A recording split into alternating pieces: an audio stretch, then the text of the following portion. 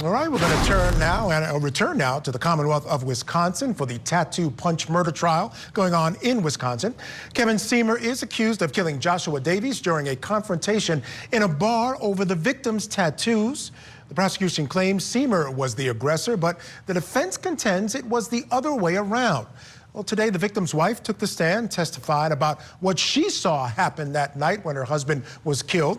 Well, last hour we heard from the victim's wife. Well, now his friend Laura Burke is on the stand on direct examination. She was at the bar when the argument began, actually knew both parties and introduced the defendant to the party and with the victim. So she's got a lot to say. Let's get back to court for her direct examination.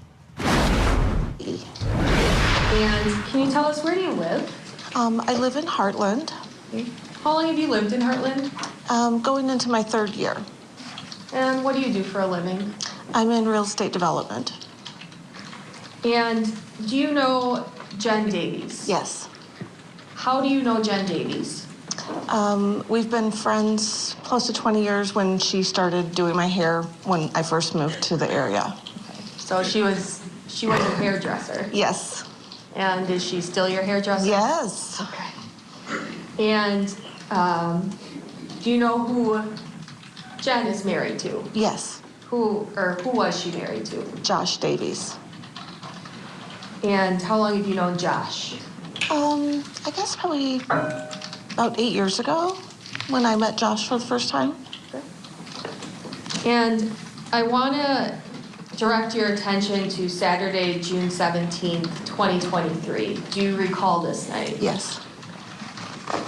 And first of all, did you go out to the bars or a concert in Heartland that night? Yes. And tell me, where did you go?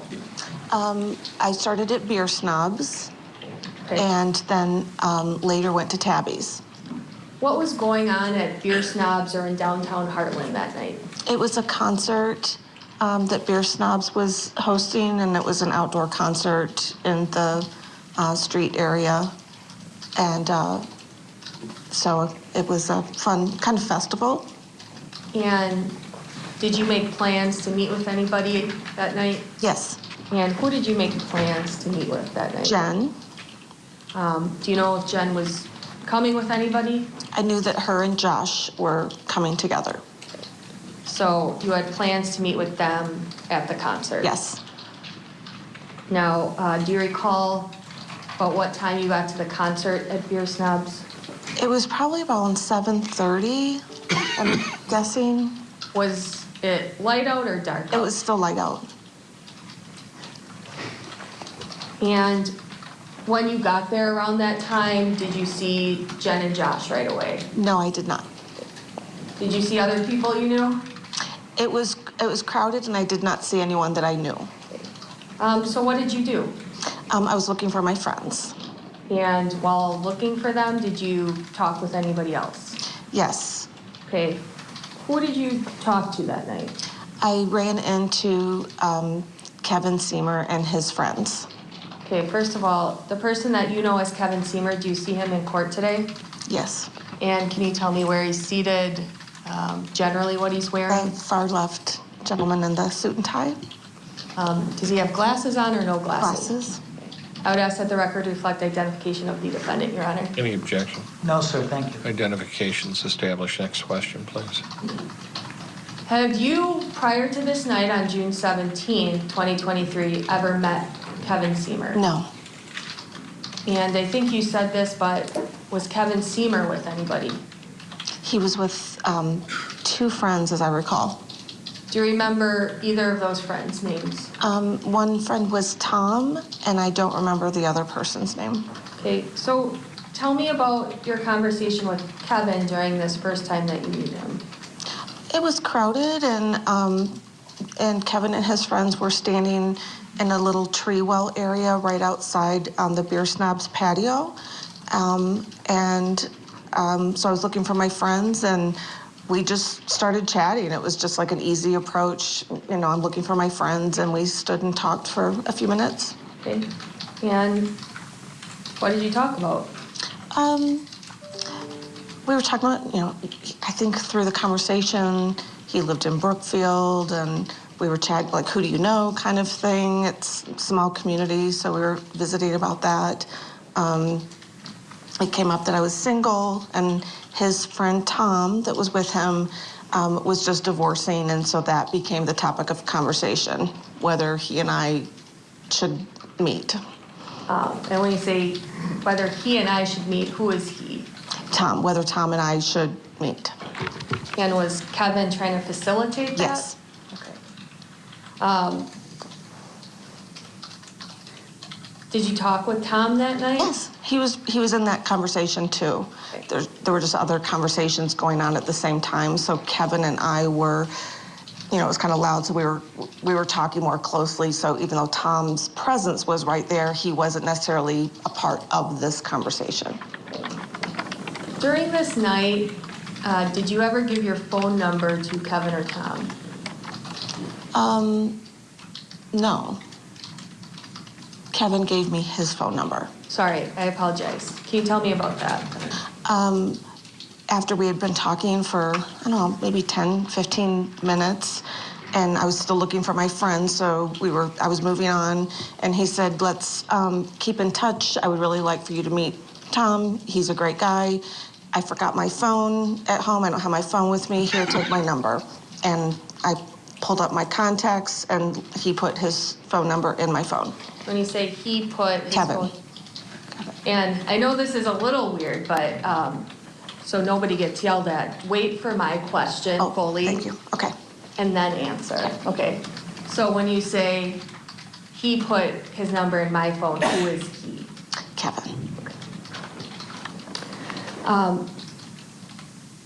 After you have this initial conversation with Keven and Tom, did you eventually see Jen and Josh?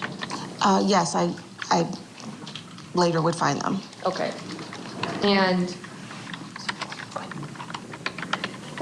so were you with Jen and Josh the entire night?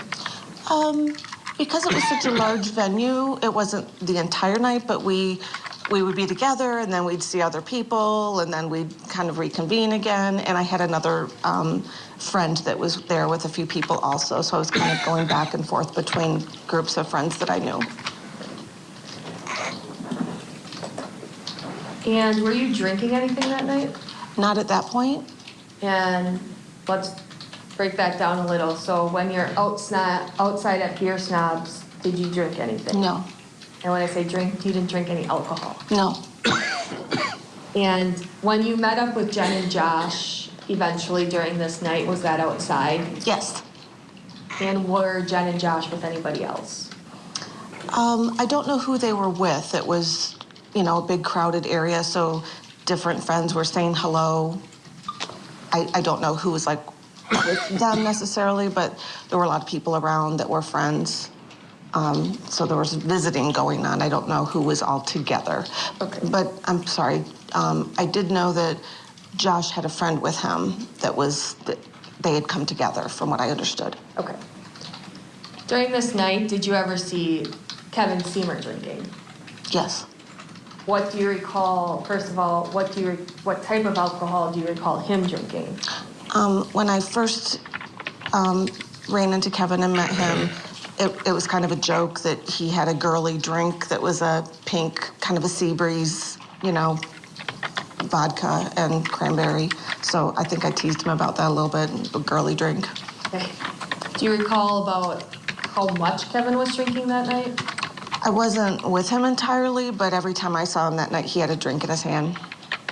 So, at least one drink you know of? Yes.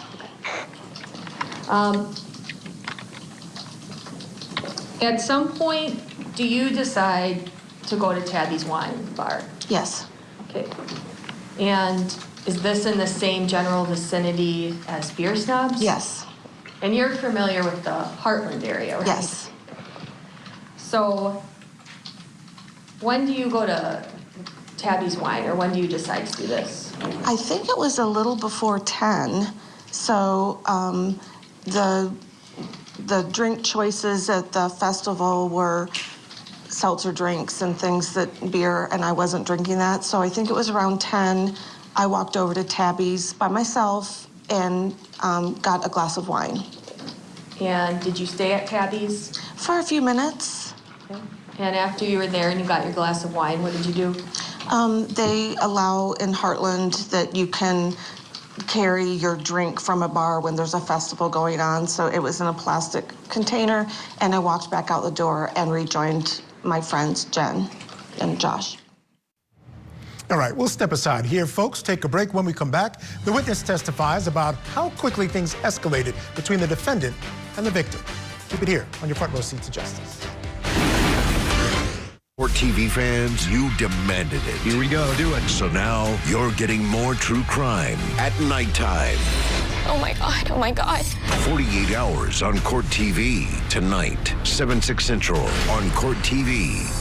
Tonight on Closing Arguments, reaction to the verdict in the Black Swan murder trial. Our experts weigh in on the jury's decision and what's next for Ashley Benefield.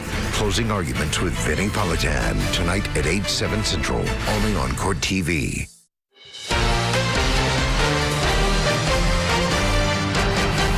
All right, folks, before we head back to court, I want to bring in our guest for this hour. Joining us, criminal defense attorney Dante Pride and civil rights attorney Sue Ann Robinson. Thank you both for joining me on the program tonight. Sue Ann, I'll start with you.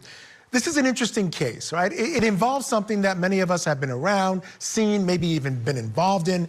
It's a bar brawl. And actually, I'm not even going to use the word brawl. It was like kind of an argument that there was only one punch thrown. And with the nuances that are going on in this case could make a real difference. It made a real difference in the life of the victim in this case and could have a real impact on the defendant in this case. Love to get your thoughts on how this one is playing out thus far.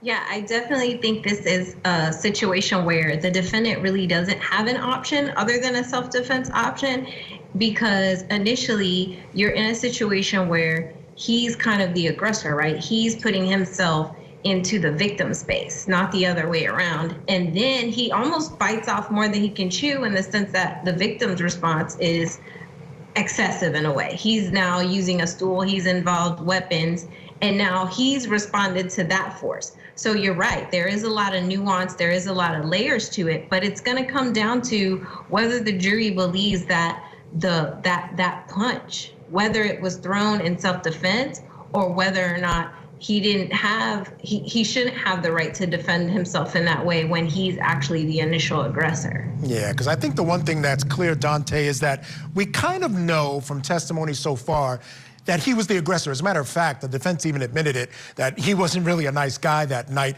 But they say things stopped at one point. But what's interesting, and I want you to discuss it from this perspective, is that this is a felony murder case. And as I said, one punch. This is the way our law works. At the end of the day, this one punch could, and again, it was a bar argument, dust up, brawl, whatever you want to call it, could land this guy, this 60-year-old man, in jail for the next 30 years. Yeah, and it's, thanks, Michael, for having me. But yeah, it's crazy to think that one punch can really impact your life. But what I've been noticing that the prosecution is doing is humanizing this witness here. And by humanizing this witness and allowing her to talk about the defendant in a manner like the defendant seems almost likable if you listen to this witness. And that's going to be a good contrast when this witness starts talking about how this defendant changed and became aggressive and violent. And I think that's going to make it more believable to the jury. Yeah, that's a great point, because I think, and I wrote this down, because we're seeing him as the aggressor, there's a chance the jury might not like him, which certainly wouldn't work in his favor. But you're right, talking about him here in this way, she's adding to his likability, which I think is important for the defense, interestingly enough. All right, guys, stand by. I want to get folks back to court. A friend of the victim is still on the stand. She's still on direct. Laura Burke also knows the defendant, who she met on the night of the confrontation. She's now testifying about how things escalated. So let's get back into court. Joined your friends Jen and Josh. What happened next? Jen said, "Where did you get that wine?" I said, "Oh, we're at Tabby's," because, you know, she was aware they weren't serving wine at the festival either. And she said, "Oh, that looks good." And I said, "Well, come on, let's go get one." So we walked back over to Tabby's. And who all walked over to Tabby's? Jen and I walked together first, and we were visiting and talking, and Josh and his friend were a few feet behind us. And how did you go in the front door of Tabby's? The back door. And once you walked into Tabby's now the second time, did you see anybody in the bar that you knew? Yeah, I saw Kevin. Okay. And where was Kevin? He was towards what I describe as towards the front of the bar. There's some round tables towards the front area, and he was standing there by himself. And did you go over by Kevin? Yeah, I think we waved coming in the back door, and hey, and that type of thing. Okay. And who else went over by Kevin? Well, Jen and I were together, and I think Josh and his friend were just sort of following us. So did you all five of you come together in the same general area at Davies? Yes. Okay.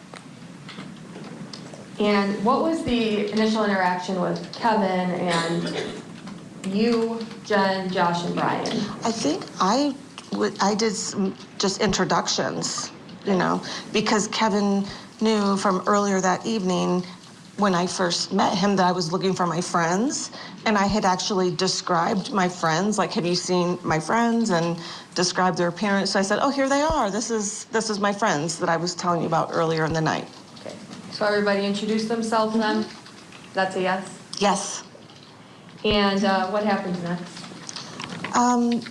Jen and I were talking, and it seemed very quickly on that the guys were kind of standing all together, and Jen and I were nearby, and I just started hearing kind of some bad language and name calling, and some talk about tattoos, and it caught our attention. Who was saying the bad language? Kevin. Did you hear Josh or Brian say any bad language during this initial interaction? I did not. And you mentioned you heard something about tattoos. Who said that? I really don't know. I really didn't follow the voice of who said. We just heard something about tattoos, and the tone was aggravated. And so whose tone was aggravated? I don't know that I identified the voice at that time. I just remember how I reacted to it. How did you react? I tried to kind of calm down the atmosphere, and and so I knew that Jen had a tattoo, and I said, here, let me see your tattoo. I was trying to just change the direction of what I was hearing in the background of this aggravated tone. Do you recall what Kevin's demeanor was like during this?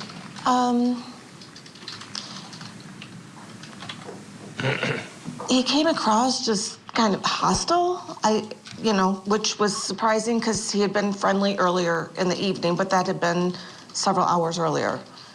Would you say he was friendly with you? Earlier, yes. Okay. Do you know who he was directing this hostile attitude towards? Well, he was standing, Josh and Josh's friend were standing near him, so that's who the conversation was amongst. Okay. Now, did you guys continue, the five of you continued to talk? Yes. Okay, so tell me, after this initial interaction, what happens next? I just I became uncomfortable with the tone, and I felt like Kevin needed to go back to his friends that were just back at the festival, but which in my mind at the time was, well, his friends are right outside the back door of Tabby's. I felt like I could move Kevin in that direction to get him out the back door to kind of get him moving along. Do you recall any other conversation between Kevin and Josh, Brian, Jen, and you prior to you kind of thinking, okay, I'm gonna have Kevin go back by his friends? I think there was some chit-chat, small talk. Again, just trying to diffuse the situation that what I heard, the voices, it was, the word that caught my attention was Kevin was calling, I guess, I didn't know who it was directed to, but he was talking to Josh.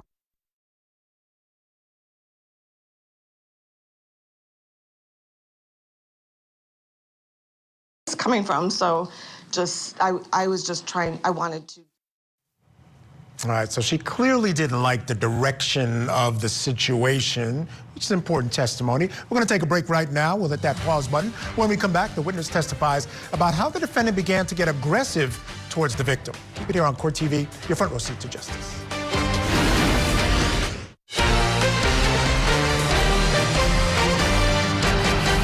Welcome back to Court TV Live. I'm Michael Ayala. The murder trial of 64-year-old Keven Sehmer continues in Wisconsin. Well, he's accused of killing 39-year-old Joshua Davies after a confrontation over Davies' tattoos. Laura Burke, a friend of the victim, was at the bar that night, but she didn't see the fatal blow. But she's still on direct examination. Let's get you back inside that courtroom. You talked about how you kind of wanted to get Kevin back toward his friends. So how were you doing that? He had a drink that was sitting on the table, and I kept picking up his drink and kind of like pulling him towards where the back door would have been to kind of like get him to come with me. And I'm sure my words followed that same, line of thought. The drink, was that an alcoholic drink to your knowledge? It looked like the other drinks he had been drinking that night, like a sea breeze. It was a pink drink and a big glass.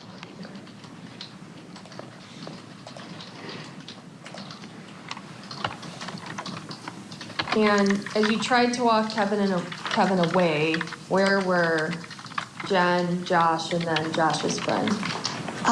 Still in the area where we were standing, where we had been standing in sort of that front portion of Tabby's by the circle tables. Okay. During this time, did you see Josh did you ever observe Josh go back and try to get in Kevin's face during this time? No. Did you ever see Kevin, while you're in Tabby's, get in Josh's face? I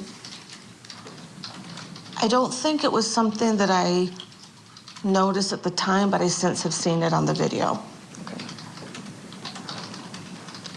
And you say you're kind of asking Kevin to go back towards his friends. Did he do that? I don't think I asked him to. I was just trying to get him there. That's in my mind. I was like, he needs to join his friends. I kind of went into my mother mode and was trying to diffuse the situation and remove him from the friends that I was there with. And I apologize. Okay. Did he ever do that? Go back by his friends at this point? No. So what happens after that? I just tried several times to do that, and then I think it was all still brewing, like this hostile attitude, and I know Jen and I kept looking at each other like, what in the world is happening? It was just this explosion that happened, and we were like, where did this come from? It was very unusual behavior for, what I've ever encountered. And let me stop you. When you say this hostile behavior, who are you talking about? Kevin had this very aggressive, hostile attitude that was unprovoked in my view of what was happening.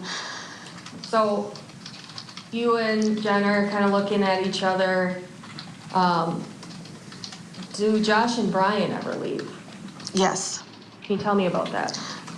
They walked out the front door, and I think it was like, where we were going to go next, like were they going to go home? It was just kind of that. Okay, we were going to continue the evening, and they went out the front door, and I was trying to get Kevin out the back door.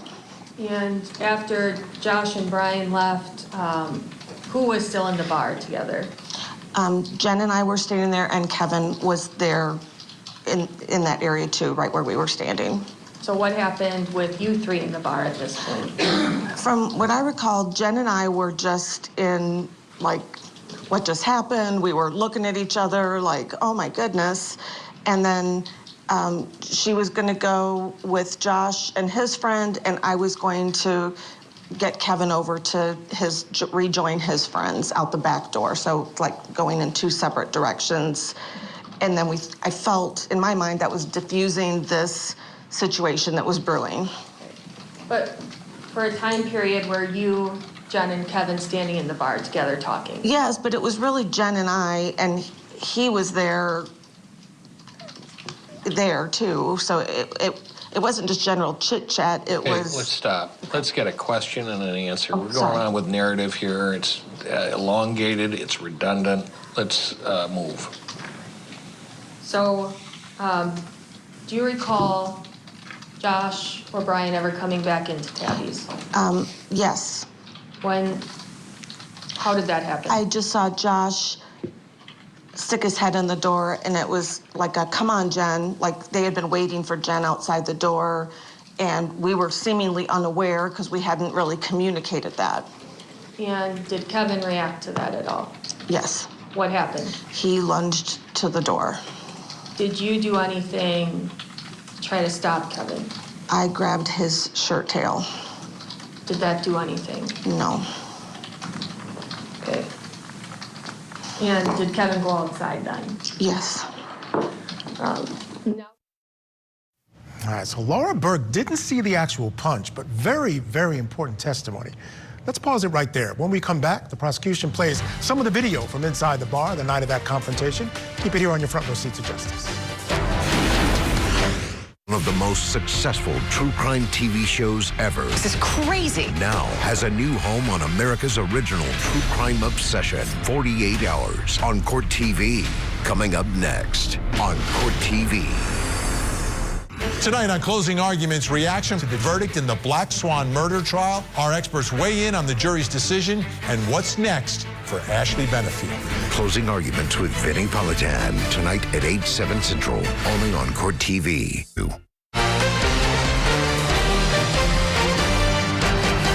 All right, we want to get you back to court now, where the prosecution is getting ready to play video from inside the bar where the defendant and the victim had their confrontation. They had a fatal confrontation outside the bar. There's also video of that from a store across the street. But right now, they're just playing the video from inside the bar. Let's go back into court.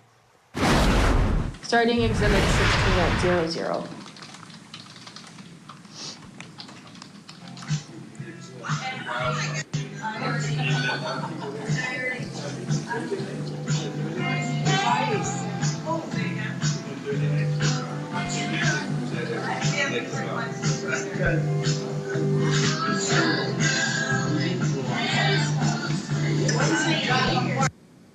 I apologize, it's paused at 20 seconds.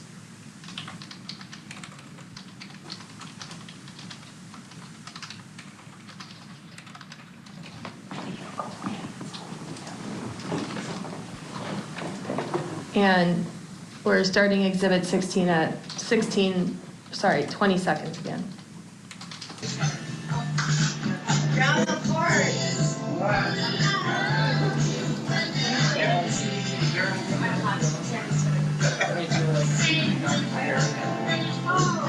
I'm looking for something. Oh, no, it's just,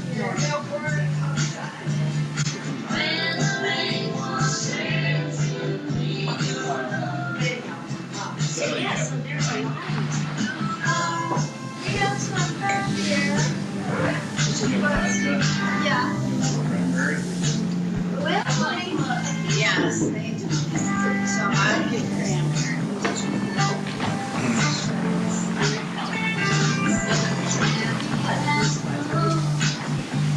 like the whole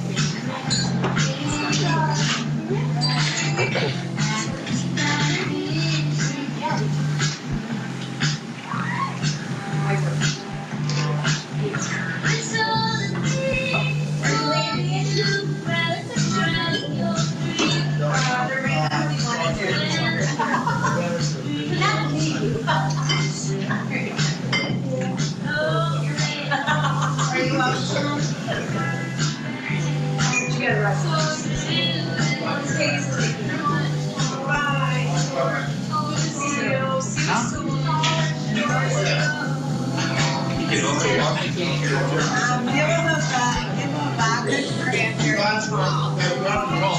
No, it's wrong. Well, it's good, Paul. I can. Very good. Here. All right, bye. Good night.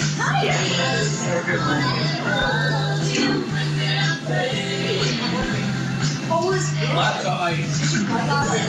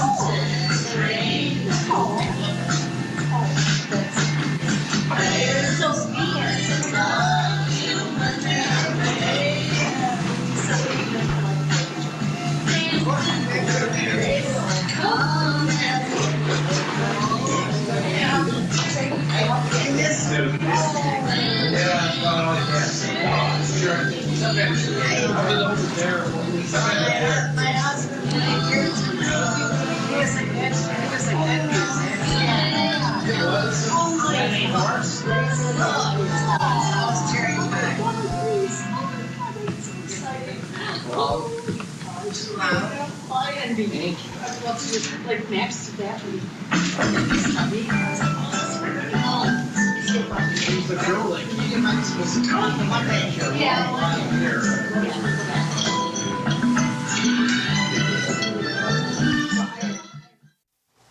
All right, it's about a 6-7 minute video, folks. So while they're playing the part where not a lot's going on, let me bring in my guest still with us, criminal defense attorney Dante Pride and civil rights attorney Sue Ann Robinson. Dante, let me start with you. We're going to see the early parts of what's going on. What are your impressions? And also comment on the fact that there is, in fact, even a video that we can see what was going on that should be able to tell us a lot. Yeah, I think the video is going to tell us a lot. And what I noticed from the video, he seemed like he was just a calm guy, just kind of enjoying his time there. And when you listen to the testimony from that last witness, she said that during the occurrence, the wife of the victim was called outside by the victim, and the victim gave her a look like, "Come outside, Jen." If I was a criminal defense attorney in that perspective, I'd argue that my client was invited outside for a fight, to which he obliged, and the victim was the initial aggressor by throwing a stool at him. Yeah, that's the problem. Yeah. That's the big issue with the case, because there is that happening that, depending on how the jury interprets it, could lead to that. All right, they've got it queued up now to the more sort of part where there's things going on between both parties. So let's get back into that courtroom for more of that video from inside the bar.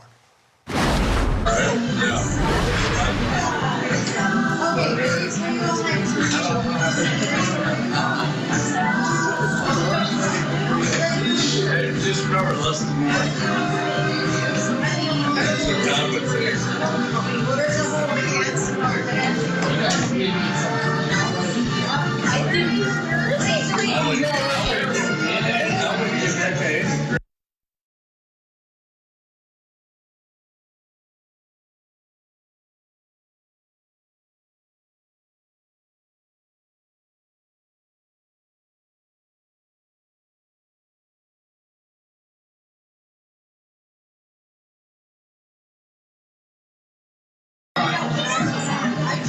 Steven, take that. Trying to be funny. Trying is a key word. Trying. Yes, that was the place that you said. Please, just being a little girl, little Karen. Like I said.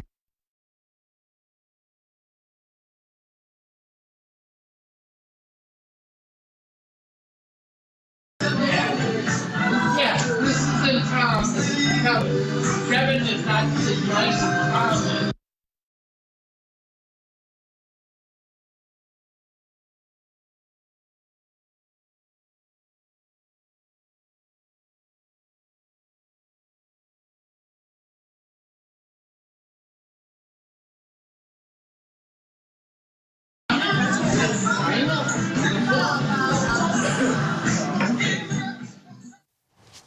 All right, let's bring back in our guest. Still with us, of course, civil rights attorney Sue Ann Robinson and criminal defense attorney Dante Pride. But Sue Ann, I want to check in with you quickly. You've watched a little bit of what went on between the two of them. Your thoughts? My thoughts are Laura Burke is definitely in the hot seat, Michael, and she feels really bad. And you can see that in her body language in the video because she's almost like feels responsible for bringing them into each other's atmospheres. Obviously, she's not responsible because she doesn't know what triggered Keven to kind of go off the rails with respect to the tattoos and what made them just trigger each other and result in this. But you can see through her testimony and also in her body language in the video, she is stressed. She is like, okay, how can I kind of de-escalate the situation? I don't even know what's going on. Like, these are my friends. I don't really know them. Like, you can almost see so many things like running through her mind just in that small video during that time. She's kind of walking back and forth, almost thinking like, what can I do to kind of de-escalate this situation? It's so interesting. Yeah, it's uncomfortable for everybody, but I also see a victim there who seemed a bit aggressive. He seemed drunk and a little bit aggressive, so I think that might play into it as well.